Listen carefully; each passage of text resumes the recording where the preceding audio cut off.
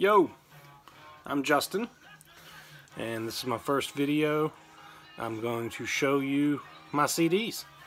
So, I've been buying metal CDs and a bunch of other shit for a really long time. Mostly metal, black metal, death metal, kind of a little bit of everything. But there'll be some other weird shit scattered throughout that you'll probably judge me by, but it's, you know, it is what it is. So let's get started. I'll probably ramble a bit throughout this. I'm trying to go A to Z. We'll see how much we can get done. I got a good little stack here. Let's do this. So the first two, I don't have any numbered CDs. I watched a couple of Ben's videos, and he has numbered bands, but I don't have any. I don't like 1349. I've tried. I don't even like the One album, like Ben did. But I think they're boring. I've seen them live twice, and I'm not a fan. More power to them for doing what they do, and they're popular, but they didn't do anything for me. Anyway, first two. A Bassinate. I don't know a goddamn thing about a Bassinate. I got both of these in a trade, and I've never opened them. They're death metal, to the best of my knowledge. Both of these are on Epitome Productions, which is an old death metal label. I'm thinking from the late 90s, early 2000s. I got these in a pretty big trade that I'm going to talk about a little later. But yeah, one day I may open them when I feel like listening to something I've never heard before. So we'll see what happens.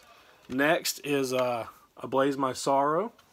So, Ben Smasher talked about this band in one of his videos doing his metal collection, and I happen to have one of their albums. This is The Plague. It's the second one. A good friend of mine, Myke Seatown, another YouTube guy, Myke is one of my real life friends. We've been buddies for about 20 years, and when we first started hanging out, he was pimping these guys pretty hard. So I got on eBay, and I bought the only one I could find, which turned out to be this one.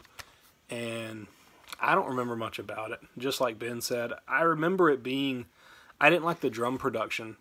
It's not as melodic as their early stuff, and I've never taken the time to buy anything else, and I've listened to this a handful of times, but I haven't put it in years. So I may put it aside and pull it out again sooner or later. Next is Abigail, Japanese black metal band. Honestly, I'm not a big fan of these guys. They're kind of hokey. Their older stuff is more just traditional black metal, but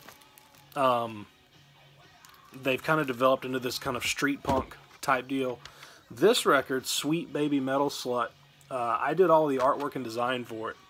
And in my free time, my spare time, I'm a graphic designer, and I work with a lot of metal bands, particularly Nuclear War Now, who put this out about, I guess we're going on 10 years ago. So working for them, they sent me a copy of this after I finished it, and it's goofy, it's fun. They're a fun live band. There's a lot of energy. The funny kind of loss of translation from the Japanese to English translation lyrics is kind of funny, but I've listened to this a handful of times, and some people just rally around this shit, and I think it's a novelty. The other stuff, I bought this one the early black years at Vinyl Fever, which was a store in Tallahassee, Florida, years ago. That they're long closed, but they were always a treasure trove for finding all kinds of metal CDs and records. Back when nobody gave a shit about records, it was always fun to go in there and buy stuff. But the other two, I have Ultimate Unholy Death, and I have The Lord of Satan. I haven't opened either one of them because I'm not that interested in them. I have both of them on vinyl as well that were given to me by the label for working with the label. Again, one day I might pull them out and listen to them. It's just not my thing. Next is something that is my thing, is Abigor. This is channeling the quintessence of Satan, which was it was their third or fourth album, I don't remember. I really, really like Abigor, but this is the only album of theirs that I own. I also bought this in Tallahassee, Florida, years and years ago. I grew up in South Georgia, and Tallahassee wasn't that far away, so I'd always go there for death metal shows. And there was the CD Exchange on North Monroe Avenue, and then there was Vinyl Fever. And they were both really, really close to the Cow House, which where a lot of the shows were back then. And I picked this up at CD Exchange. I bought it new. And at the time, it was the only thing I knew about Abigor, so I kind of judged the rest of their catalog on this one. But this record's actually really raw and kind of abrasive compared to some of their more melodic stuff and symphonic stuff. It's not my favorite album of theirs by a long shot, but it's the only one I still actually own. They just put out a new record. It's not out yet, but I was able to get the promo of it, and it is phenomenal. It's a complete departure from everything else they've ever done, but it still sounds like Abigor, but it sounds like 3 different bands are playing at one time throughout the whole record. It's really dense and cacophonous. It takes a minute to get into it, but I really like it. I pre-ordered it. I'm waiting for it to come in. Next is The Abominable Iron Sloth. I don't know shit about this band. This was a promo that was given to me. I've done some writing in the past for different magazines and web magazines, and this was sent to me to review. And I think it's like sludgy, droney, southern metal sludge stuff. It's a bunch of I Hate God riffs, probably. I remember liking it, but I've never listened to it since I had to. So it'll sit on the shelf forever. Next, Abominable Putridity. So here's something you're going to learn. I have a huge soft spot for brutal death metal. Not so much slam death metal. I've got a bunch of that shit too, but brutal death metal I really, really like. Really technical stuff, gurgly vocals and lots of blast beats and snaky riffs. But Abominable Putridity is from Russia, and this is their record, In the End of Human Existence. I'm not sure. I think this is their first one, but it is just standard by the numbers brutal death metal. It's a little slammier. It's a lot of breakdowns, but it's good if you want just some dumb, ignorant shit to play. So got that. Then Abruptum, Evil Genius. Again, watching Ben's videos, he has a lot of Abruptum CDs, and I like Abruptum. This is the only one I have. I've got another one on vinyl, but I can't tell you what it is off the top of my head. Evil Genius, I'm not crazy about this record. It's not as doomy and dense as the other stuff. Every time I put it on, I don't connect with it. This is a re-release that came out in I don't know when, years ago, on Southern Lord Records when they got hip to the underground. But it's good. I like Abruptum is one of my favorite. I love their logo. They have a really fucking sick logo. It's iconic, I think, and I love how minimal all of their design and presentation was. Being a graphic designer, I'm really anal about the way stuff looks. So when something looks good, I'm drawn to it. Next is Abscess, Damned and Mummified. This is the only Abscess CD I own. Not a huge fan. This was also something sent to me to review years ago when it came out. I remember really liking this, and there's a song on here, I don't remember which one it is, that has this really sludgy like riff that I really like. So I'm going to throw this in and try to jog my memory. Of course, Abscess is a couple of the dudes from it's all the dudes from Autopsy playing more of a kind of a sludgy style of death metal, but it's good. Next is Abyssal. Abyssal is relatively recent. They're a English band, I think, and they play a really cacophonous, dense, kind of dreary type of death metal, similar to like Mitochondrion or Antediluvian or Portal maybe. This came out on Profound Lore a couple of years ago, and I bought it because it sounded cool and looked cool, but it's a really hard listen. It's got one kind of static feel the whole way through. There's not much change. There's no dynamic to it. After a couple of listens, like, you're over it. It's not engaging the way something like Portal or Antediluvian is. But it's got a cool layout.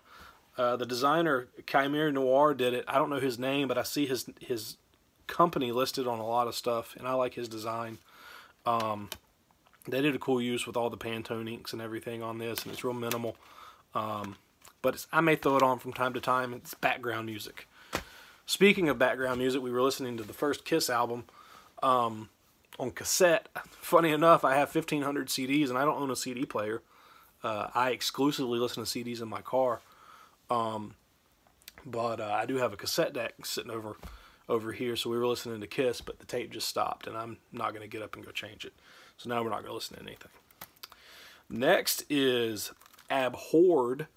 I'm sure there's a dozen bands named Abhorred, and I don't know shit about any of them. I especially don't know anything about this one because it's steel sealed. This was another part of that big trade I told you about that I'm getting to. There's a backstory. Next is Abominant with War Blast. Abominant is actually from here in Georgia, and I bet you I know someone who's in the band, but I can't tell you who that is right now. This record is called War Blast. It came out on Deathgasm, which is a local label here in Atlanta. They've been around for about, it started around 2000, maybe the late 90s, maybe 20 years. Evan March started that label, and you see him at death metal shows here in Atlanta all the time. He's a cool guy. So Abominant, they're a death metal band. I know it. I know that much, but I got this in that same trade, and I don't think I have anything else left here in the stack. So let me tell you about that. So I'm in a couple of bands, and I used to operate a distro and a label, and I would do trades all the time. And this particular other distro and label would trade with me. I did a couple of trades with him, and I got his stuff. And he kept hitting me up. He wanted more. He wanted more. He wanted more of my band stuff. And I said, man, that's cool and all, but I don't want any more of your CD. I don't want any more of your releases. I've got plenty of them. I've got multiple copies of everything, and it was harder to move his stuff. It wasn't the best stuff. And I said, do you have anything else? Do you have, like, some catalog shit I can trade? And he was like, well, yeah, I got a bunch of shit. I was like, listen, man, we were doing a trade of, like, hundreds of dollars worth of stuff. I said, just send me 200 CDs. So he sent me 200 just completely random, generic 1990s death and black metal stuff. Just bargain bin shit. And not to say this is bargain bin shit, but that's what it was. It was stuff that had sat in his distro for years. And so I ended up with just this massive stack of CDs and a lot of doubles. I mean, it wasn't 200 individual titles. But I kept one copy of everything, basically. And there's some stuff in there that I found that I loved. And there's a few things in there that, like, were kind of gems to me that I was really happy to get. And I feel like I got the better end of the deal, and I'll touch on those when I get to them. But one thing this guy did, and you may know who I'm talking about. I'm not going to drop names, though. He's kind of a goon. And I deleted him on Facebook years ago because he's real obnoxious. But he's been around the death metal scene in the States here, especially the East Coast, for 2 decades. He would always disassemble distro CDs and put his logo on a little sheet of paper in the case, and he'd put a sticker on the CD with his distro on it, or he would re-shrink wrap them with his card or sticker or logo in it, trying to pass it off like it was his release too. I just thought it was shitty. I mean, just sell the fucking CDs, but whatever. Next, here's another one that Ben touched on, Aborum. He said Aborum. I've always said Aborum. I don't really know. It's members of Mayhem, meaning it's Attila Sahar. And Aborum is more of a kind of a industrial tinged, spacey black metal type thing. I may have listened to this once or twice. It says Aborum experiments with alien extreme black industrial exclusively. Okay, if that's your thing. About 10 years ago, a buddy of mine called me and he said, Justin, the Goodwill has got a treasure trove of metal CDs. Like hundreds of metal CDs got dropped off at our Goodwill where we lived at the time. And by the time I made it up there a couple of days later, they had been rifled through. But I ended up walking out with like 25 CDs. And I just grabbed everything. I grabbed everything that was left on the shelf if I didn't already own it. And she told me they're going to be $2 a piece. And I said, I'll give you $1 a piece. She was like, okay, cool. So it's $25 and I got 25 CDs. So those, the spoils of that plunder is scattered throughout my CD collection now. And this is one of them. But, you know, I might throw it on again to see what it sounds like. I can't tell you what this sounds like. The next is Absonus Noctis.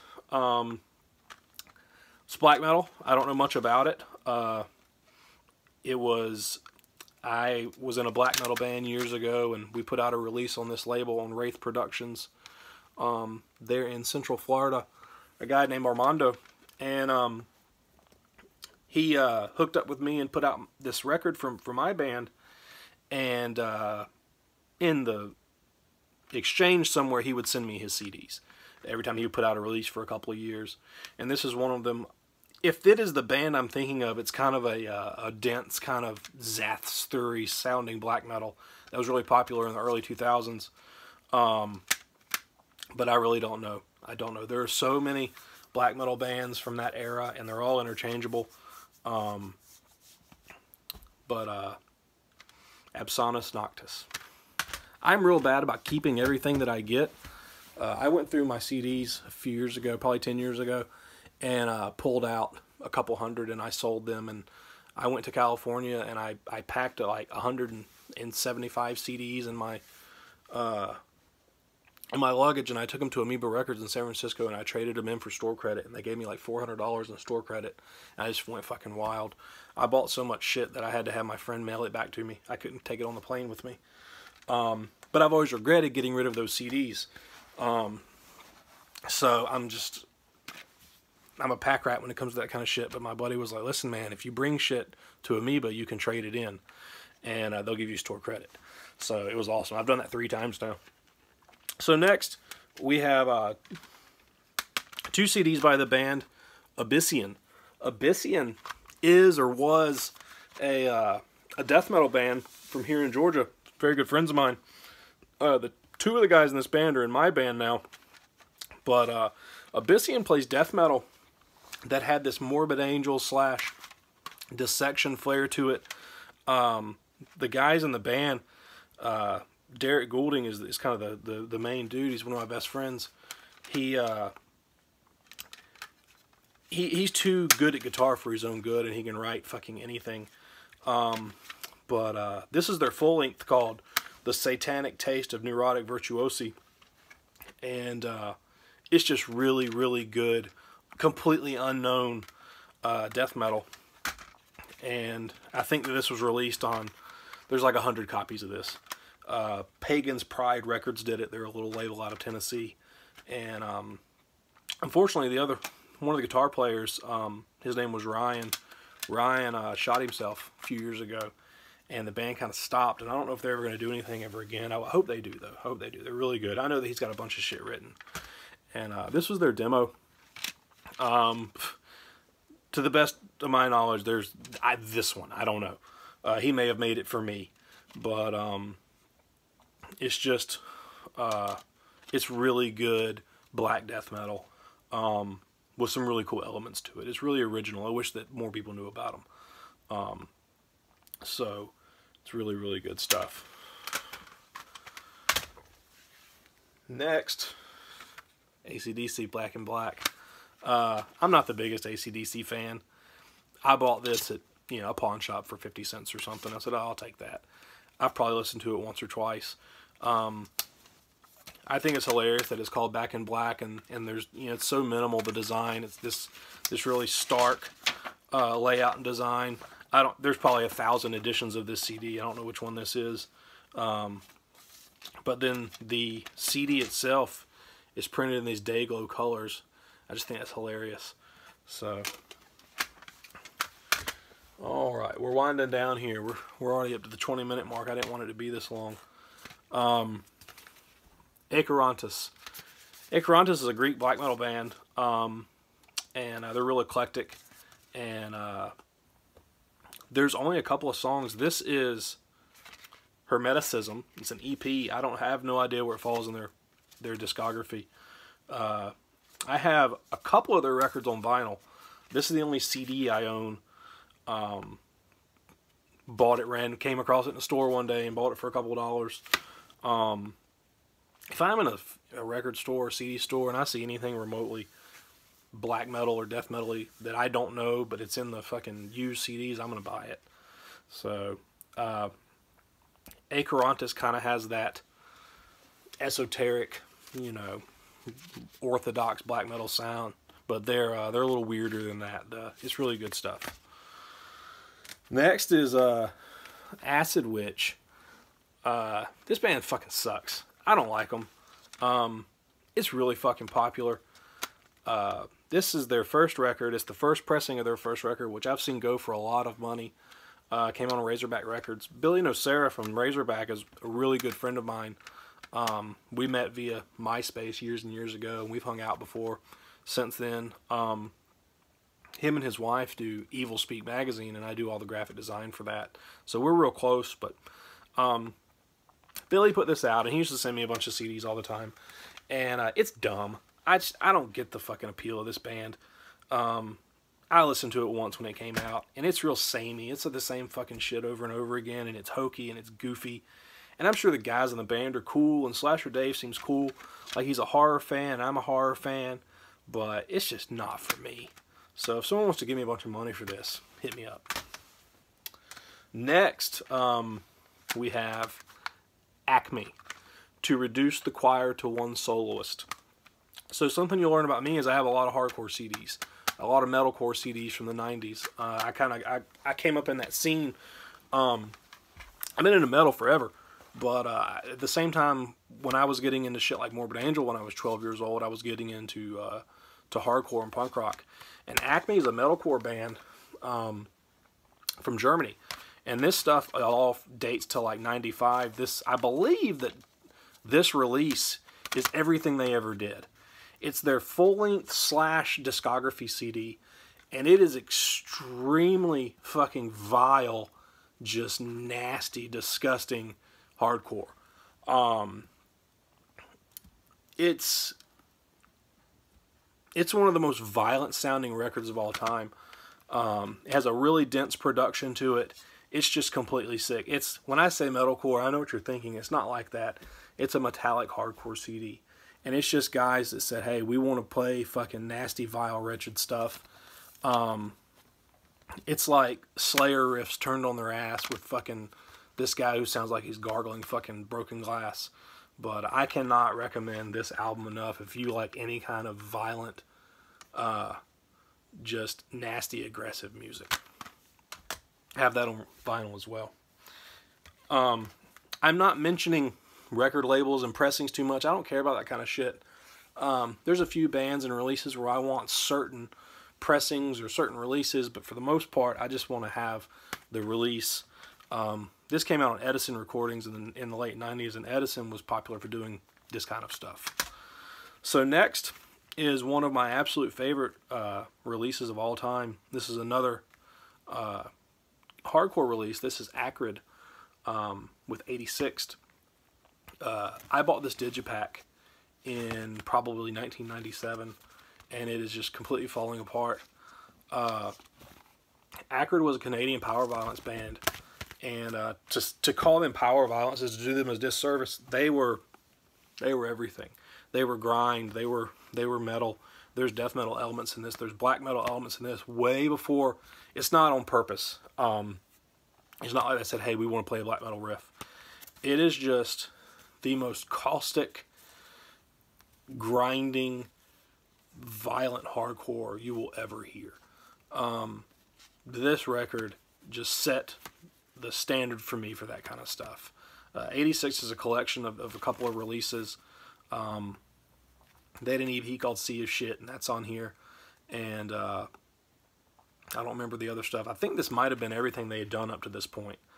The guitar player from this band, Kyle Bishop, went on to start the hardcore band Grade. They're kind of an emo hardcore band. I never got into them, but I saw Grade play live. I bought this CD after this band broke up. They didn't last very long, but I saw Grade live when I was in high school, and I wanted to talk to him about Acrid, but I couldn't get the balls to do it. I was like 17 or something. I always thought Grade sucked, but Acrid, anything by Acrid's fucking phenomenal. Okay. We've got 2 records here by Adversarial. Adversarial is a death metal band from Canada, and they're on Dark Descent Records, which is a really popular underground death metal label right now. One of my bands is on that label as well, and I have a close relationship with them. One of these is All Idols Fall Before the Hammers, their first full length. And then the other is War Pit of Coiling Atrocities, which is a split with Paroxysm. Sure. Paroxysm, I don't know how to say it. You might know what I'm talking about. I've listened to this a couple times. It's alright. It's black death metal. This record, I have a love-hate relationship with. It's full of great death metal riffs and great vocals and all that, but the drumming on this record is obnoxious as fuck. The drummer plays the snare double time on everything. It's like he's gravity blasting on everything. Everything where he should blast, he's playing it twice as fast, like a brutal death metal drummer, and it doesn't fit. And I can't listen to it because of that. These guys did an EP, though, that has an Incantation cover on it that's fucking awesome. And they have a new record that came out last year called, it's got a long title about nihilism. That record's fucking phenomenal. I think it might be a different drummer, or either someone was like, hey, quit playing like that. But Adversarial, they're a good fucking band. Last, we are halfway through the A's, but this is where we're going to stop because I wanted this to be 10 minutes long and it's 30 minutes. I have 3 albums by AFI. So not metal.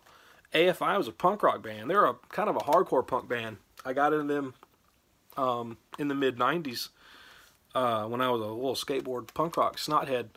And funny enough, these CDs are not from that era. I don't own anything. They had 2 albums out in the mid-90s that are way more hardcore punk. And then these 2, Black Sails in the Sunset and The Art of Drowning, were their 3rd and 4th records. And they moved in kind of a horror punk avenue, like Samhain or Samhain or The Misfits or something. And these are just really good melancholic punk rock records that are kind of dark, they're kind of gothy, but just phenomenal songwriting, phenomenal lyrics, and Davey Havok's voice takes a little bit of getting used to, but these 2 records are great. This one, Sing the Sorrow, was their 5th album, and it came out, there's no CD in it, it came out around 2002, I think. And at the time, I worked at a retail store in our mall, and a friend of mine downloaded this on Soulseek months before it came out. And it had a different track listing. It didn't have the final track listing, but we all learned the record that way. So when it finally came out and we bought it, I was like, the songs aren't in order. So I had to relearn the order of the songs. This record is when they started to go off center a little bit. It's a real cinematic sounding record. It's got a, your $1 million big budget production on it. It came out on DreamWorks Records, obviously a big label, and they've been a bigger band ever since. But this record's incredible. It's got so many layers and textures and really good songs to it. Catchy songs, but they also have really deep songs. It's not a punk rock record. I don't know how to describe it, but it bridges the gap between their early stuff and their later stuff, and they're fucking abysmal now. They're fucking terrible. I don't know what the fuck they did, but they need to stop doing it. They don't need to go back to this. They need to just stop. You've had your run, retire. But Sing the Sorrow, that's a great record. So that's it. That's half of my the A section. No, that's about a third of the A section of my CDs, and we'll get into more in the next video. The next one will be shorter. I'm not going to talk for so long. I didn't know how long this was going to take, but hopefully you'll keep watching and checking it out. So thanks for watching.